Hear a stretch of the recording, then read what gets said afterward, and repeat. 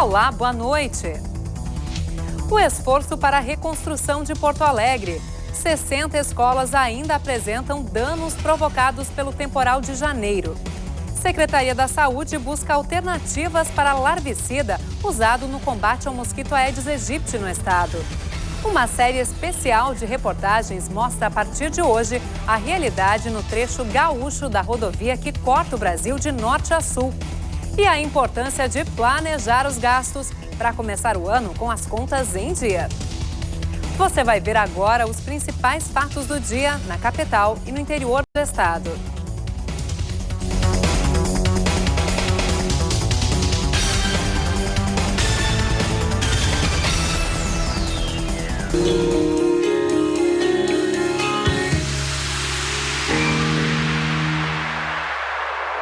Há 2 semanas da retomada das aulas na rede pública estadual, muitas escolas de Porto Alegre podem ser obrigadas a alterar o calendário de início do ano letivo.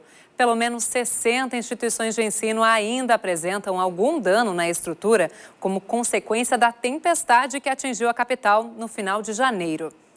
Para acelerar a execução dos reparos, a Secretaria da Educação vai repassar uma verba emergencial de R$ 2.200.000 que vai diretamente para a conta das escolas afetadas. A Escola Estadual Imperatriz Leopoldina, no bairro Petrópolis, tem 350 alunos e uma área de 2.000 metros quadrados. O forte temporal causou danos que ainda estão visíveis já na porta de entrada. Em frente à Escola Imperatriz Leopoldina há uma pracinha. Aqui ainda há muito lixo e galhos de árvores por todo lado. Ou seja, ainda há muito por fazer. E o início do ano letivo está marcado para o dia 29 de fevereiro. Do lado de dentro, é possível ver o material novinho que chegou no ano passado, já prejudicado com a chuva, que inundou as salas de aula. Como parte do telhado quebrou em vários pontos, a água também afetou a pintura das paredes e encharcou os livros da biblioteca. A diretora já providenciou o reparo de algumas áreas, mas não pôde comprar o material necessário para recuperar totalmente a escola. Nós estamos aguardando ser liberada a verba, poder comprar o material, que é o mais pesado, que é a cobertura, né, as telhas e madeira. De acordo com a Secretaria da Educação, foram liberados mais de R$ 2 milhões para as reformas das escolas. As transferências devem ocorrer durante esta semana. Cada instituição recebeu recursos de acordo com os prejuízos. Muitas ainda não realizaram o levantamento técnico para licitar as obras. Tem que saber quantas telhas, como é que tem que ser feito o trabalho, qual é a madeira, fiação se foi danificada, estrutura de rede de esgoto, hidráulica, árvores que tem que ser podadas.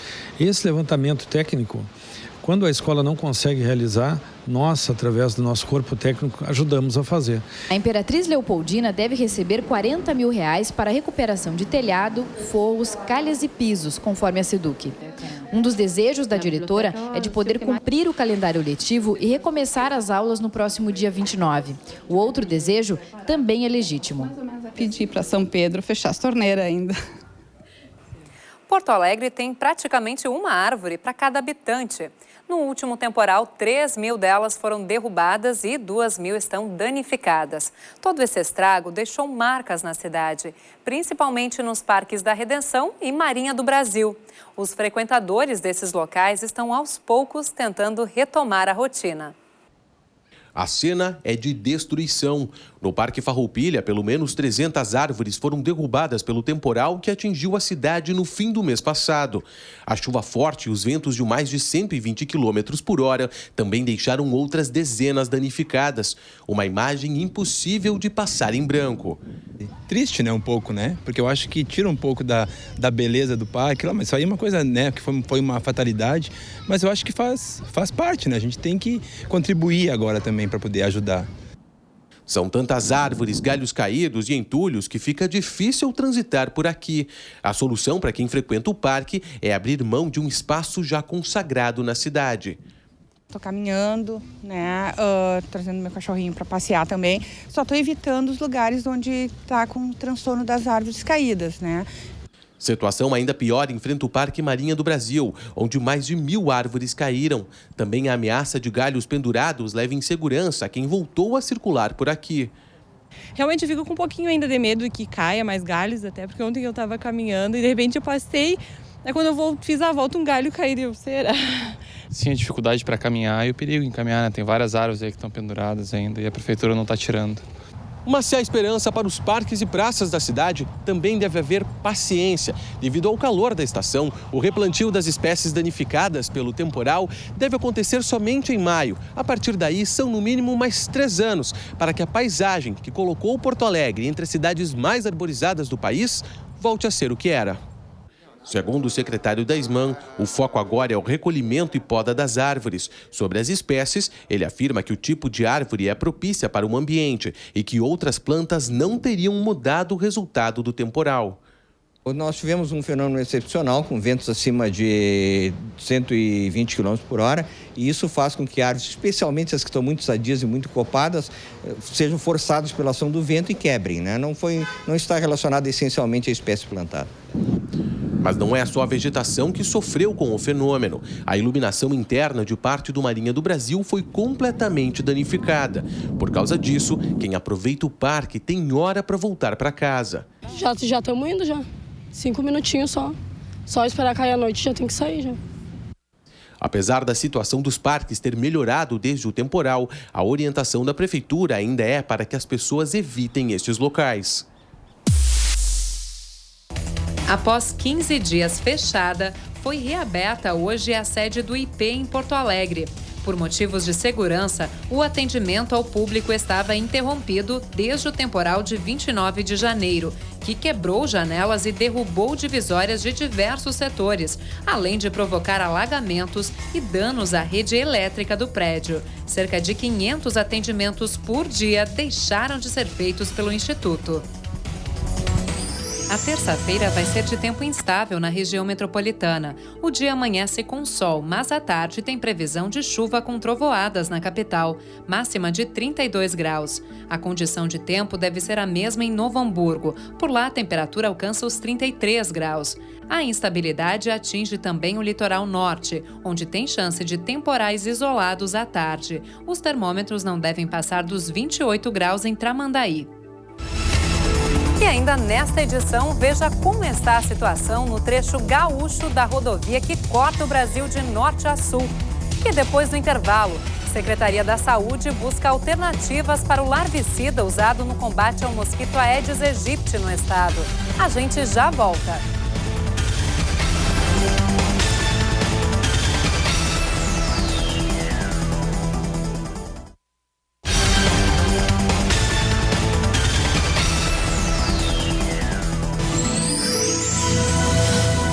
Amanhã tem previsão de pancadas de chuva para o centro do estado. Em Santa Cruz do Sul, deve chover mais à tarde, quando os termômetros marcam 33 graus.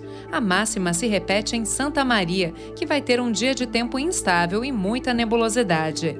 Em Cachoeira do Sul, a temperatura também passa dos 30 graus e pode chover desde cedo.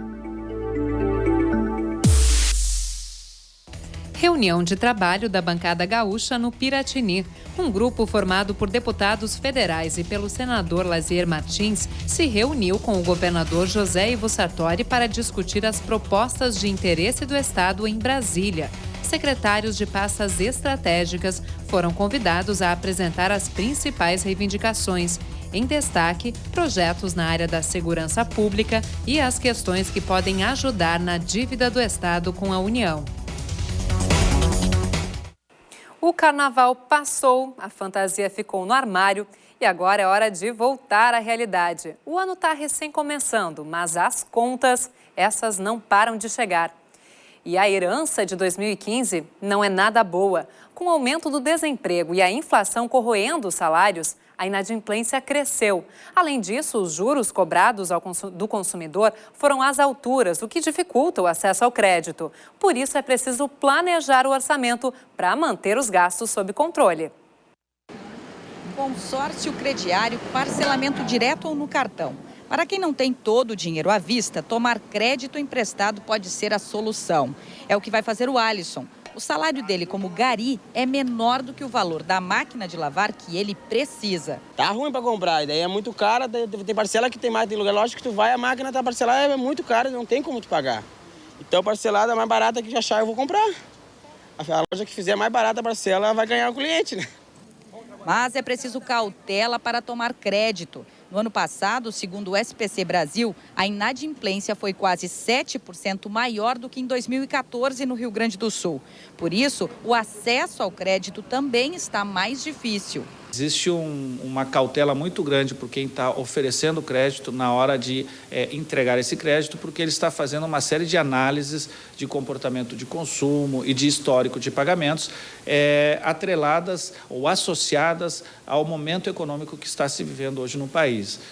Um termômetro das relações de consumo é o ICMS, que teve uma retração na arrecadação de 2% no ano passado. Ou seja, as receitas estão menores, não só para quem ficou sem aumento de salário, mas para todos. E se o ano começa depois do carnaval, é hora de planejar o orçamento. 2016 vai ser um ano de cortes de gastos. A gente vê que todos os agentes estão fazendo isso. É o governo, são as empresas e agora é o cidadão. Os orçamentos, eles vão ter que ser avaliados e comparados com amigos, com familiares. Com base nessas informações, vá em cima da empresa e discuta com ela com as informações necessárias. Agora, quem não pode fugir do consumo, a melhor dica é poupar.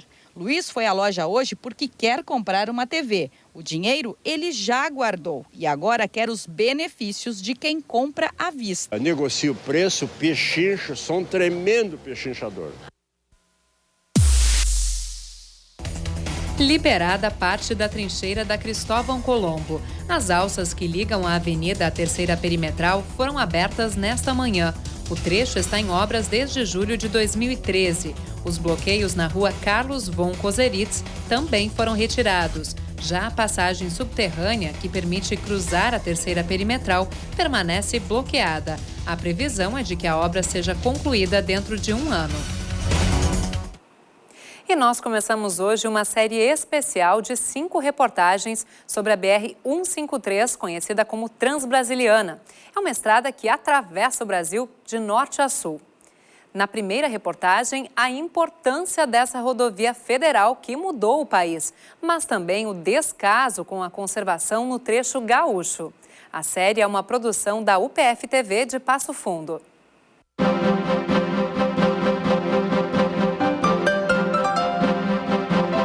Ela veio como promessa de ligar o Brasil de norte a sul e se transformou em um grande ponto de interrogação, também de descaso ao longo de quase 70 quilômetros de solo gaúcho. Esse trecho pertence à 4ª maior rodovia do Brasil, a Transbrasiliana, criada com a proposta de oferecer crescimento a diversas regiões brasileiras. Considerada atualmente como uma das principais rodovias de integração nacional, justamente por ligar os estados brasileiros, a BR-153, também conhecida como Transbrasiliana, tem uma extensão total de mais de 4.000 quilômetros que são asfaltados. Para se ter uma ideia, ela liga a cidade de Marabá, que fica no Pará, a cidade de Aceguá, que fica no Rio Grande do Sul. Bem, este trecho, que compreende 68,4 quilômetros e que liga Passo Fundo a Erechim, 2 municípios de grande expressão no eixo centro-norte do Rio Grande do Sul, bem, este trecho há décadas espera por pavimentação asfáltica. Precisaria ter asfalto aí nessa rodovia aí, né? Bem que era para ter saído do asfalto naquela vez, né? Poxa, até hoje nada. Até hoje nada. Chegou a atolar o caminhão? Já, não uma vez só. Você viu alguma vez asfalto pela Transbrasiliana nesse trecho que você passa? Nunca. Até porque ela ligaria pequenos municípios que, para alavancar o crescimento, o progresso econômico, o desenvolvimento regional, necessitam dessa pavimentação, necessitam dessa malha rodoviária. Que, na verdade, ela já existe, ela foi indenizada, ela tinha uma importância histórica, não é? E por questões que, na verdade, a gente não sabe, não é? O que é que aconteceu é que não viabilizaram esse processo de asfaltamento. Foi lançada hoje na capital a 17ª edição da Expo Direto. Com o tema Os Negócios que Inspiram o Amanhã, a feira vai ser realizada de 7 a 11 de março no município de Não Me Toque, norte do estado. Entre as novidades deste ano está a ampliação do espaço dedicado à agricultura familiar. A expectativa é reunir no evento 530 expositores brasileiros e estrangeiros de máquinas e implementos agrícolas. Terça-feira de tempo instável e temperaturas altas no oeste gaúcho. Em Uruguaiana faz calor de 35 graus e pode chover a qualquer hora. Em São Borja tem previsão de pancadas de chuva e trovoadas. Apesar de o sol aparecer pouco, a máxima atinge os 33. Em Alegrete, dia abafado com termômetros na casa dos 35 graus à tarde. O céu fica encoberto na maior parte do dia e deve chover ainda pela manhã.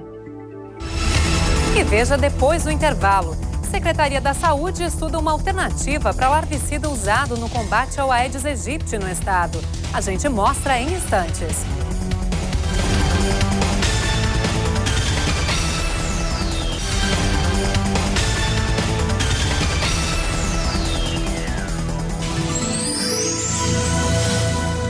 Sol pela manhã e pancadas de chuva à tarde. Assim deve ser o tempo no sul do estado nesta terça-feira.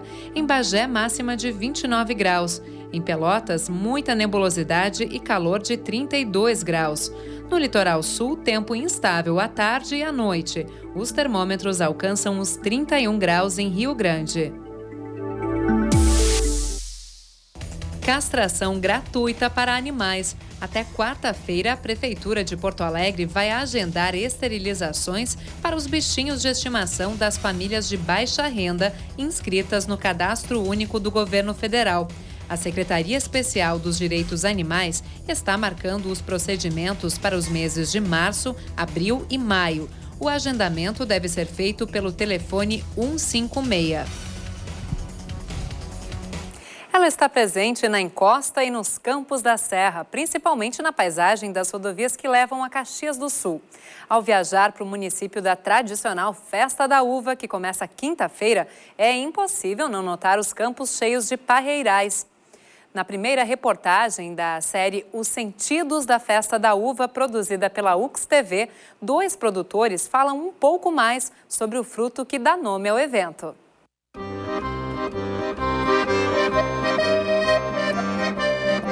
O perfume suave das videiras durante o verão é o indício da chegada da colheita. A uva, com seu aroma e sabor inconfundíveis, empresta seu nome à maior festa de Caxias do Sul.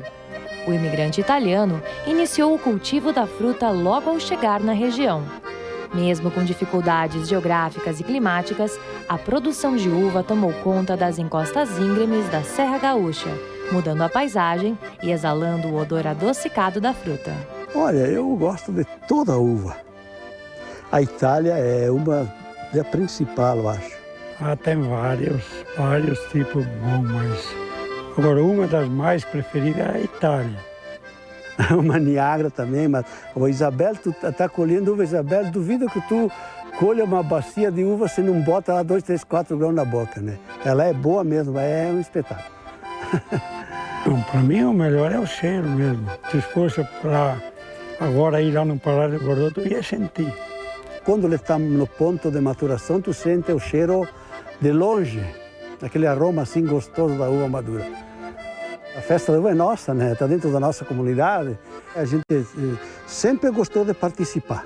Sempre na exposição. A gente viajou o Brasil inteiro, na Argentina, no Chile, sempre nos prêmios ganhados pela Festa da Uva. Nós ganhamos, entre eu, meu irmão e mais a esposa, umas 25 viagens da Festa da Uva. Em primeiro lugar é fruta bonita, né? E muita dedicação. Não é chegar lá com qualquer caixa de uva e expor aí no painel e dizer esse caixa vai ganhar, não. Bom é preparar ela, né? Corta fora os grãozinhos pequenos e tal, e quando o cacho está mais ou menos que tu acha que está padrão. Então, se deixar aquele grãozinho fino, chega no mercado, o cliente, não, essa uva não presta, está velha, está suja, está feia, né? Então, a gente tira aqueles grãozinhos e procura deixar no cacho os grãos, todos eles do mesmo tamanho. Olha aqui, essa uva coberta aqui também tem uma coisa, vai ter o sabor dela é muito melhor do que qualquer uva de qualquer região do Brasil. E o meu irmão ali, olha, praticamente um reduzido, eu e ele, a gente se levanta de manhã, vai para baixo da pareira, vai, almoça, volta para baixo da pareira, é a vida, né?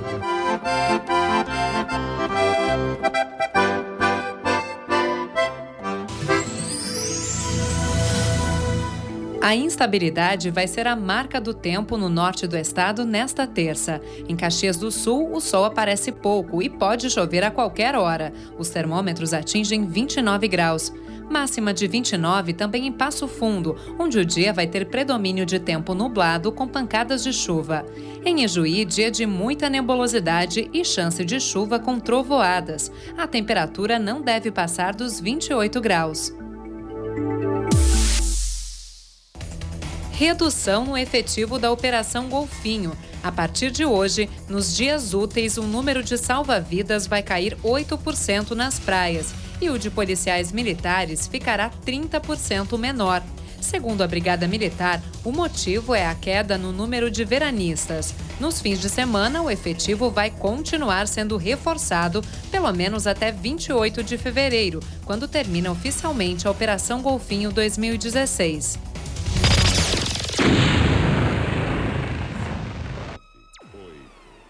Os agentes de saúde e militares que participaram do Dia D de combate ao Aedes aegypti neste fim de semana identificaram quase 3.500 criadouros do mosquito só aqui na capital. Conforme o balanço da operação divulgado hoje, mais de 37 mil residências foram visitadas, 10 mil imóveis estavam fechados e 642 proprietários se recusaram a receber orientações. As visitas vão continuar ao longo dessa semana. É uma verdadeira guerra declarada contra o Aedes aegypti. E o Exército entrou de vez na luta contra o mosquito que transmite a dengue, febre zika e chikungunya. Armados com panfletos e planilhas, 20 mil militares reforçam o time de 60 mil profissionais que combatem a proliferação do inseto no Rio Grande do Sul. A gente pode entrar? Pode, sem problema. Obrigada. Assim, batendo de porta em porta, militares e agentes de saúde orientam a população e vão em busca de focos do mosquito Aedes aegypti. Nessa residência eram mais de 10 criadouros, vasos de planta, pneu, lixo, garrafas. Um prato cheio para o mosquito que se reproduz em água parada. O endereço foi anotado e deve receber nova visita nas próximas semanas. Nessa outra casa, o perigo estava nas plantas. Então é importante que a senhora cuide desses pratinhos aqui, ou a senhora coloca areia até a boca dele, para não ter nenhuma possibilidade de parede para o mosquito colocar, ou se eles estiverem no chão, melhor ainda deixar sem pratinho. Tá bom. Tá? Eu vou colocar. A dona promete mudanças. Tem uma irregularidade ali, né? Mas, eu vou corrigir isso daí. E esse ralo que estava sem tela vai ser protegido. Mas realmente vou colocar, porque daí, quando eu não tô, vai juntar essa água, né? E aí eu sei que isso aqui é perigoso. A Força-Tarefa Nacional contra o Mosquito começou no fim de semana, com o Dia D contra o Aedes aegypti. Aqui no estado, 32 municípios receberam as visitas dos agentes. Então tem que fazer a sua parte. A população tem que cuidar dos seus domicílios, das suas residências, do ambiente domiciliar, e o poder público cuidar da questão do lixo, dos resíduos que são colocados às vezes a céu aberto, distribuir pneus, que são formas de criação de mosquito. Nesta fase, o que nós defendemos é impedir o nascimento do mosquito. Tá? Muito melhor do que querer matar o mosquito depois que ele já está vivo, com venenos, com inseticidas, com larvicidas. E o trabalho não tem data para terminar. Passa pelo problema da educação e da conscientização. Inclusive, na última fase dessa operação, nós vamos até as escolas para transmitir para a população, para as crianças, para os jovens, essa informação. Não adianta nós realizarmos um esforço concentrado numa semana, num dia, e depois nós esquecermos, os focos irão voltar. E a Secretaria da Saúde busca alternativas para o produto que é usado no combate à larva do mosquito transmissor da dengue e zika. O uso desse larvicida está suspenso desde o final de semana aqui no estado. A medida foi anunciada no momento em que entidades de saúde discutem os efeitos dos produtos químicos utilizados no combate ao Aedes aegypti. Hoje, a Associação Brasileira de Saúde Coletiva divulgou nota reforçando que não há ligação entre o larvicida proibido no estado e casos de microcefalia, como vem sendo divulgado na internet. Mas recomenda que, por questões ambientais e também de saúde, ele não seja utilizado. Mensalmente, o Rio Grande do Sul recebia do Ministério da Saúde 80 quilos do piriproxifem para combater a larva do Aedes aegypti. 1 quilo do produto pode tratar 5.000 caixas de 1.000 litros de água, segundo o governo estadual, que repassava o larvicida a prefeituras. A distribuição era feita em áreas onde a água para consumo humano não recebe tratamento, como em propriedades com poços artesanais. A Secretaria Estadual da Saúde diz que não há registro de algum malefício à população no estado associado à substância. Nossa medida é muito mais de precaução, de evitar que alguém possa estar utilizado daqui para frente. Nós não temos relato nenhum de caso de algum problema relacionado ao uso do larvicida. Em Porto Alegre, onde mais de 99% da população é abastecida com água tratada pelo Departamento Municipal de Água e Esgotos, o DEMAI, o larvicida não é usado, assegura a Prefeitura da capital. Nós avaliamos que o uso desse larvicida não mostra resultados tão positivos quanto a ação de orientação, educação e de remoção mecânica dos criadouros. Segundo o governo gaúcho, as secretarias municipais do estado estão de acordo com a suspensão do uso do piriproxifem na água para consumo humano. Estamos tentando colocar no modelo do Rio Grande do Sul um modelo que a Associação Brasileira de Saúde Coletiva defende, que deva ser dar ênfase na prevenção, que a gente deva dar ênfase em evitar a situação dos criadouros de mosquitos e não no uso de produtos químicos, não no larvicida e não no inseticida. Nós voltamos amanhã às 7 da noite com novas informações. Uma boa noite para você e até amanhã.